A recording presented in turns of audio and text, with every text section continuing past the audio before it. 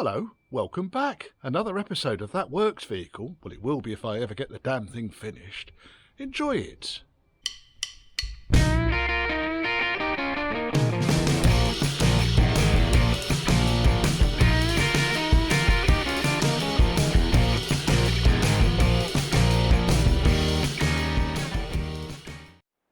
Get yourself settled down with a nice warm mug of beer. Yeah, check you're subscribed. Usual message. If you're not subscribed, please consider it. Wait to the end of the video if you want to, but subscribe helps the old channel, you know. If you fancy contacting me, then it's churchhouseclassics, and that's all one word, @gmail.com. There's only one of me. I take a while to get back, I'm afraid, due to my popularity, I guess. I don't know. There's only one of me. Please be patient. And if you fancy supporting the channel, or just plain buying me a pint, then there's a PayPal me link scrolling down here. Enjoy the feature. Right, this edge of the floor is somewhat more of a bastard, primarily because the curvature at this end is significantly lower than the curvature at that end. And what I've basically done is when I've welded this piece in here, I've not accommodated that. So I've ended up with quite a steep level of curvature along this edge. It's not an issue, we can deal with it. We can deal with anything, Richard.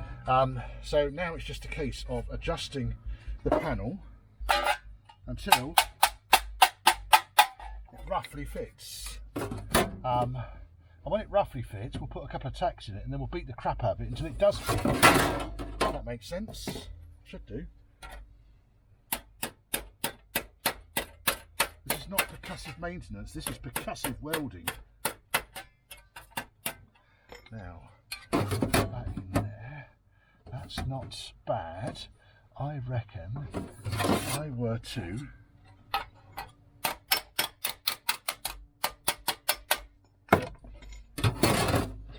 put in a half decent tack, about this needs to still, this piece here needs to come in. What I need to do here is where I've got that cut there, this fold needs to be a couple of millimetres further in. I've got my pliers here. No, I'm going to have to go and do that on the bench. Let me go and do that on the bench, I'll be back. That's done that. Oh, that's better. Right, okay, so now I can see that this lip is going to fit in here. The only thing I need to do now is accommodate the bloody great big welded piece that I put onto the floor. So if I cut a slot about there, that'll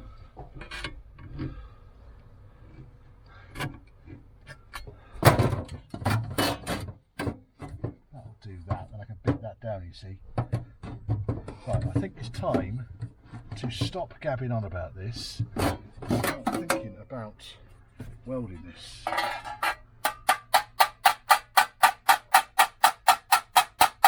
Otherwise, I'm going to lose the light and then I'll be cursing. Right, that's not bad. So, put a couple of tacks on the top edge here. I'm going to move the camera out of the way because there will be grinder sparks flying around and I don't really want to bust my camera. And then I can start just tapping the panel into place.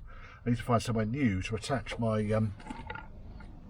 earth point, because I was attaching it onto the edge of the steel over there, but of course that's not going to work anymore. And now that we are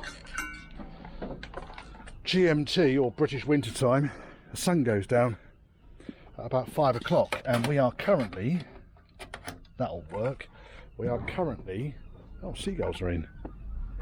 We're only about 120 miles from the sea, 3:45, so it looks like the sun's almost down anyway. We are on top of the Chilterns though, which does mean that we struggle somewhat. Right, we need to wait for that to cool down a bit, tidy up a couple of those welds, but otherwise that is in. A little bit of soot on one of the wires there. You can see green relay might have suffered a little bit there. No, it's just soot. That's fine. Like I say, this underseal doesn't half like to burn. What I tend to do is, if I can't scrape it off, I get a heat gun and then scrape it off, and then it doesn't burn quite so badly. But even so, you have to keep checking, I'm afraid. Goes with the territory. Right, I've got a footwell back in again. The only thing I've forgotten about here is this manky little cage here, which goes around the lower seatbelt mounting. I'm going to need to either repair this or make another one. I might end up just repairing that, we'll see. In the meantime, I'm going to let that lot cool down, brush it out, and we can get paint in the majority of it. Well, we hit the target, but we hit the target, what? If we go for working hours, half an hour late. So that's all right. It was better to wait on putting this stuff in to be sure that the floor wasn't covered in condensation. It isn't today. As you can see, I've done the seat. I didn't have the camera over the weekend, so I'm going to show you how I did it, because that's the way this channel works.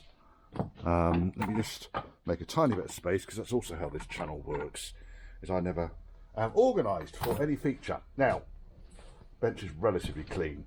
In order to get the cover off, and bear in mind you can't take the seat back off until the cover's off, and you'll see that in a second, you have these little U-shaped metal brackets, metal plates. They're actually physically attached onto the cover itself. So all you need to do here, and it really is as simple as falling down a flight of stairs, you just pull these metal trims out and off.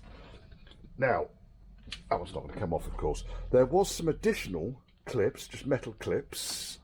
These were located, these sort of things, U-clips, and they were just located on the corners. Dead easy to find those, really, really, really easy. And once they're all undone, and you have got that one off, then the other side should come off. These ones at the back are very tight. I don't know why. Bear in mind, this thing's all been apart over the weekend. Come on, you bastard! There we go, it's off. And there's a big one at the back here. Once they're all off, observe, you can lift the frame off the cover. There's the cover. Right, so the cover can go out of the way. You've then got 4 fixings. And these hold the side brackets for the rear seat, for the seat back. You really need to take the seat back off to do this properly. And the main reason for that is the new diaphragm comes with 4 additional clips, which the original diaphragm did not. Now, this is what the original diaphragm looked like. And unsurprisingly, it's torn. But as you can see, it's not done bad. Some heavy bastards been in there, haven't they? Now, they just wear out, folks. It's the rubber has torn, as you can see. So, buy the new rubber. This one was bought from Evil Bay, and it was specifically labelled as being UK manufactured. So all you then do is locate the clips down each side. They're a bit of a struggle. You will need a pair of pliers, something like that, in order to get hold of the clip and pull it in and then push it into the hole. And then once you've got the 2 sides on, I then lined up the fore and the aft. The fore ones you can do without taking the seat back off. The rear ones you can't. You need to take the seat back off in order to do that. Just drilled a couple of holes. These are 5mm holes, I think, and then stretched the diaphragm to go in. Now that's pretty much done that. So we are now going to reassemble the seats, because it can go in the bloody car, to be honest, because I'm fed up with looking at it. That's exactly where it's going to be going. Back in the car. Right, now, so once you break these things down to their individual components, the weight just falls out of them. It's just as a complete unit, they are heavy. But once they're broken down, predictably, the weight reduces. Now, all I'm doing here, it's not particularly good footage really, is it, Richard? Just putting the bolts back in to reattach the seat back to the seat base. These do not hinge on the disco. These are designed to be in a fixed position. And as you can see, there's no way can you do this with the cover on, which is why the cover needs to come off. But then you can't put the diaphragm on with the cover on either. Right, and 4. Then I need to get these things so that they are aligned. There's a little bit of give in the seat back. Let's just whiz a couple of them up and see where we go to with it. And these are T, what size is that? 40.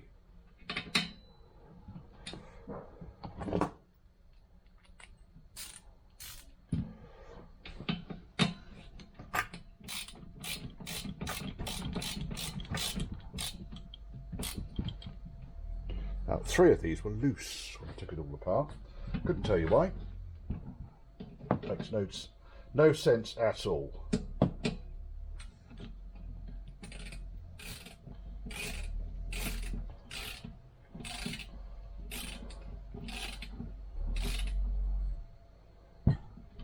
Right, there's that one.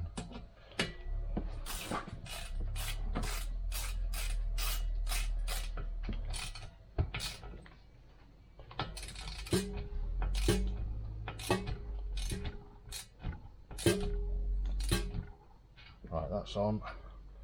That's on. Just need to double check that the seat back raises and lowers as it should do. And if it does, then we know we've got it roughly in the right sort of place. So the back 2 fixings here are just kind of nipped up. Right, now. That was nice and smooth, isn't there? Old foam residue and shit on there. Oopsie. Caught the fabric there on the scroll. Right, that's okay, I reckon. So I'm going to nip those up. The cover can go in.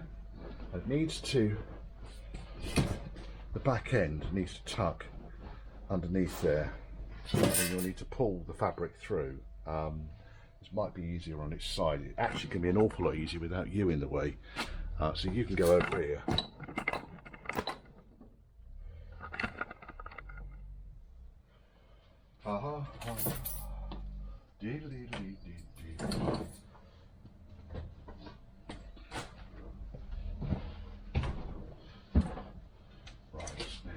That needs to go right in there. There it goes. Gosh, it's a bit on the tight side. Maybe if I rotate the seat back, because I've rotated it forwards, haven't I? Rotate this back. Yeah, it's giving me loads more room. See right in there now.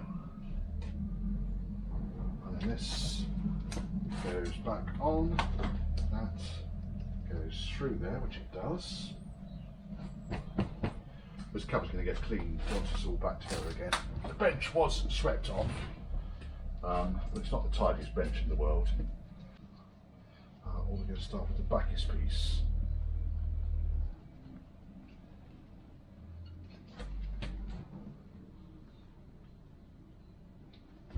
Right, there's the rearmost piece. It needs to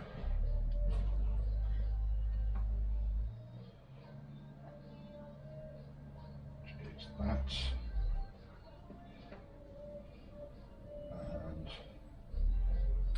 That. Let's go back the right way up.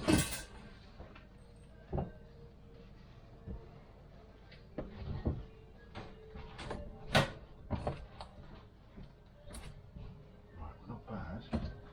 raise the seat back up again. Attacked by something under the bench here.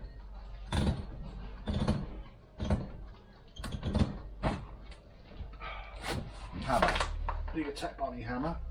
Should go back over there.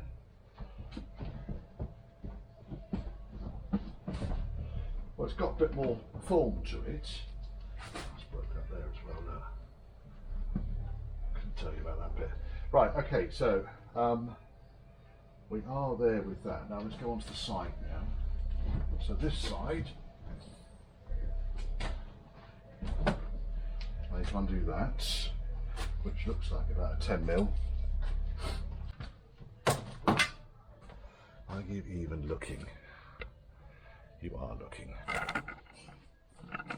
So one clip takes the seat base fabric and secures it there. Okay, that I'm not particularly worried about. It's just, this is the extra kind of thing that's been stuck on there for some reason.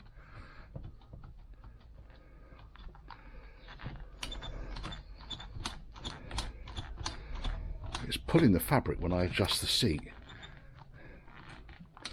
Let me double check I've got it all in the right sort of place. Like that, done. It's about as done as a works vehicle seat needs to be. There we are, fixed diaphragm. Pick up knife. Right. I think that can go back in. Before it does go back in though,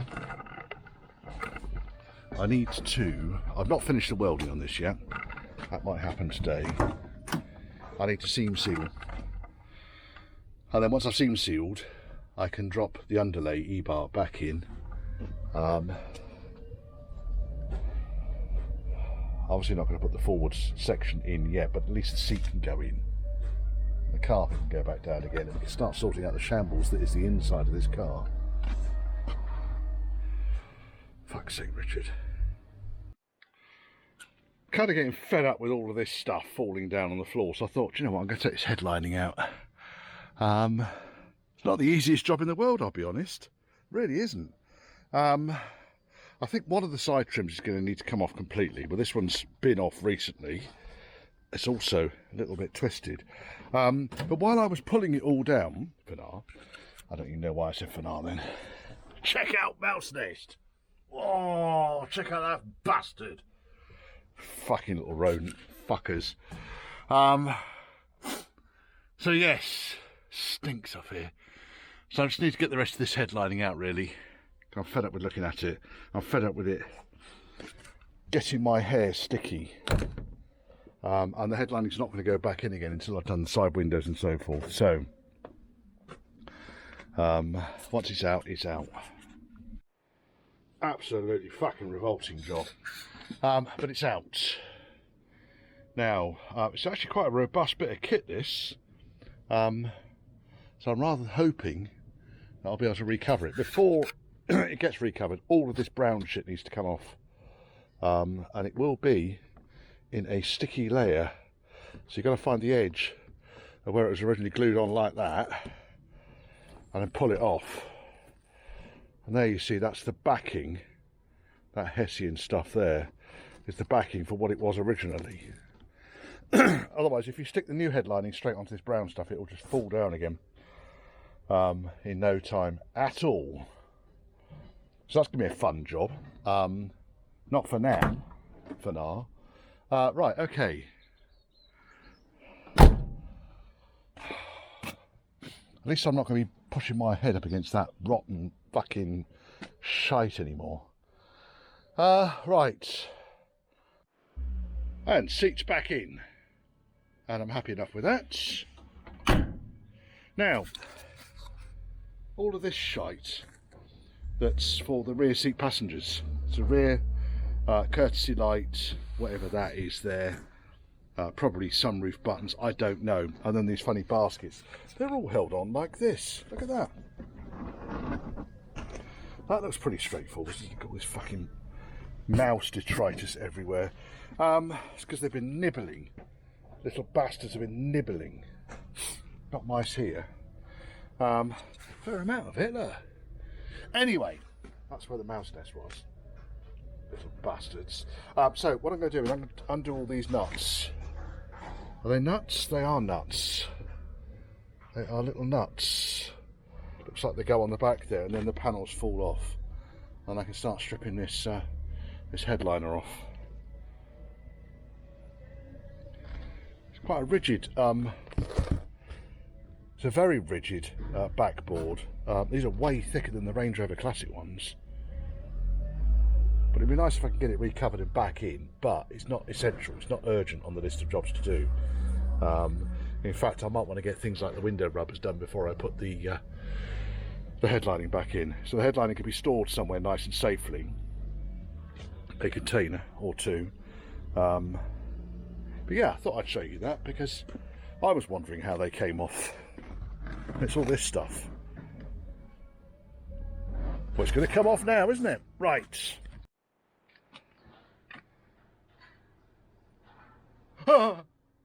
Right, okay. Nice Saturday, beginning of November, we're going to weld this up. Now, as you can see, it's had some repairs already. There's a big chunk of surface rust, there's a big chunk of patches over patches over patches. So I'm not going to attempt to refix anything that's already been fixed. So for instance down here, I'm just going to leave that as is. What I am going to do though is to take out this chunk here. Fair sized chunk, but as you can see it extends into the curtain. Now the easiest way to be able to fix that, I think, is going to be to chop the rail and across the top here, or maybe across there, and then re-weld the rail back in once it's all done and dusted. I think it will just allow me to make a cleaner repair. It's not beautiful, is it? Right, so what I'm going to do here, I think, is replace the bottom edge. Ben's just started crushing around, but never mind, we'll work through it. I'm going to remake up the up and over. I'm going to remake up the side, and then I'm going to make up the box section and put the box section back in again and seam weld it in. The bottom half of the box section obviously needs a bit more love than the rest of it. Right, so it's all just flat pieces of steel really. Nice and easy. Welded in, some contamination up here that was making the welding an absolute bastard of a job. So that's all welded in, and then this piece I just chopped the bottom section off, separated up the inner flange for now. That can now be welded straight onto there. I might even just put if I do that and weld it on like that, then it's a butt weld at that end, and just put a slip of metal over that end. It'll hold it all together. Right, let's get this done. We are out of gas, so it might only be a couple of tacks on this, and we'll see where we get to with it.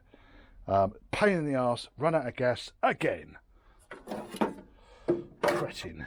Never mind, these things happen.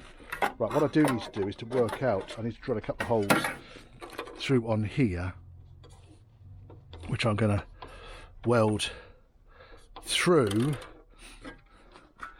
a plug weld downwards, protect the top of the tyre so I don't end up with any molten weld going through and into the tyre. That's about right. Right, just going to charge the camera up and weld this in before we lose the lights. It is beginning of November and we are currently 3 o'clock.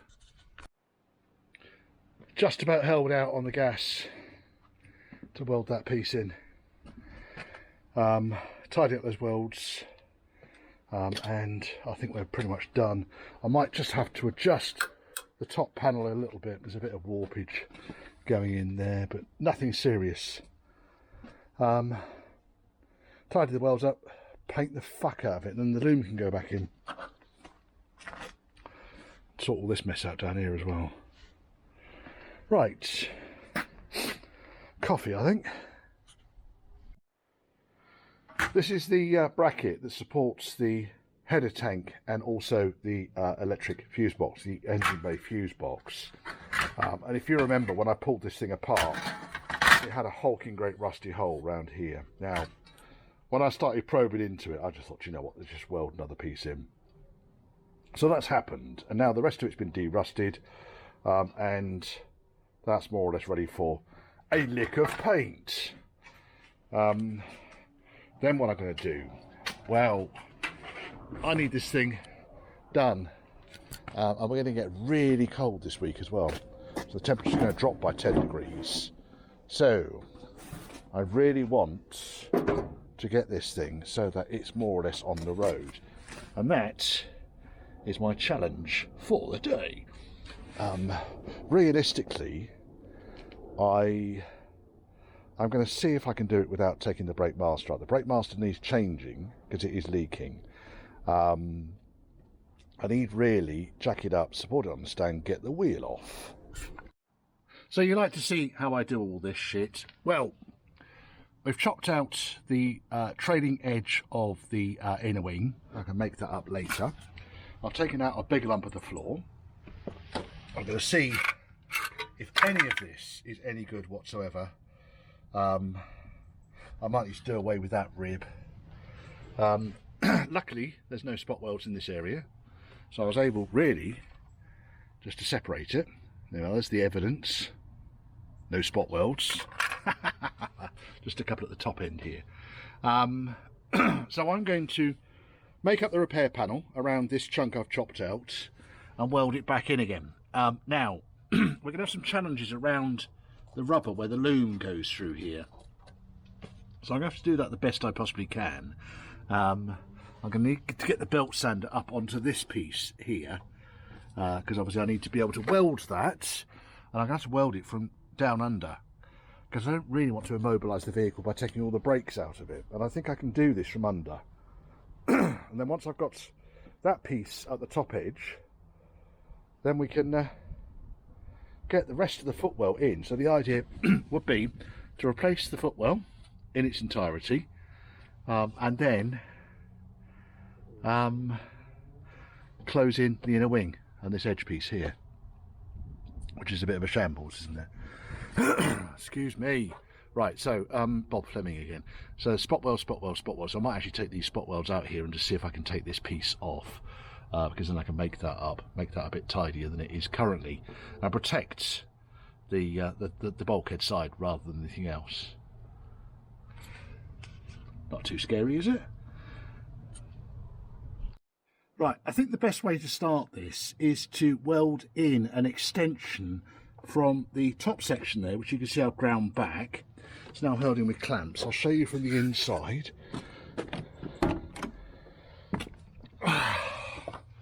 So that goes in, can you see? Like that. I'm going to weld that, a couple of tags along the top, beat it in along that edge over there, and then we end up with a section which is going to allow me to weld this in without removing the loom. So I can kind of weld almost up to the rubber bung here. Obviously very low current when I'm working there, higher current as I move along, but the idea is to get that welded in. I've lapped it so that the upper joint is on the inside face, so any water that's going to go over the top of the wheel arch, off the wheel, is not going to go into a gap, because the gap is going to be pointing upwards. It will get seam sealed. Right, so I'm going to weld that in. I can't believe how much space I've got in this yard all of a sudden. It's fantastic. Oh yes. Been a hard week's work, but we got there. Right, so Mr. Welder, outside please. That's all welded in. And then I've made up this panel here. If I can manipulate it roughly into place using one hand, that is going to go in roughly about there. So I'll put a couple of tacks along this top edge here and then percuss it. It needs a bit more trimming there, doesn't it? And then percuss it until it fits. So really what I want to do is put a fold along here. 1 second. Where's my bloody pencil gone? There's my bloody pencil. Can you see? I don't know if you can see. You're just going to be in the bloody way, aren't you? Right, okay, so let's put that there. That's roughly where I want it to be, so from there, more or less. Then go over here now. If I just bend this up a little bit, because again it can be percussed down once everything's roughly in place.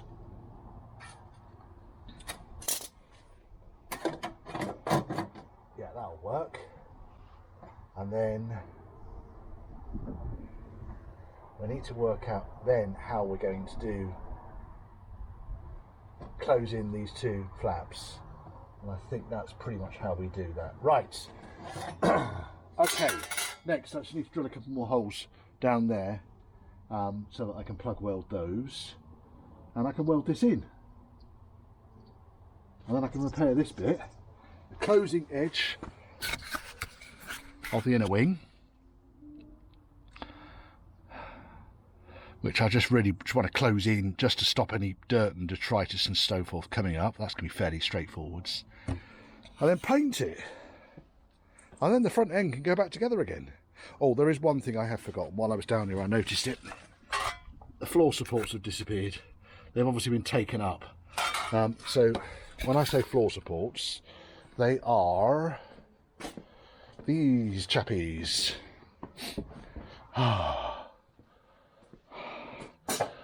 There's one there. No, that's a bulkhead support. That's a floor support. In fact, there's one there that's even easier to get to. Look at that. So this is right hand. The side we need.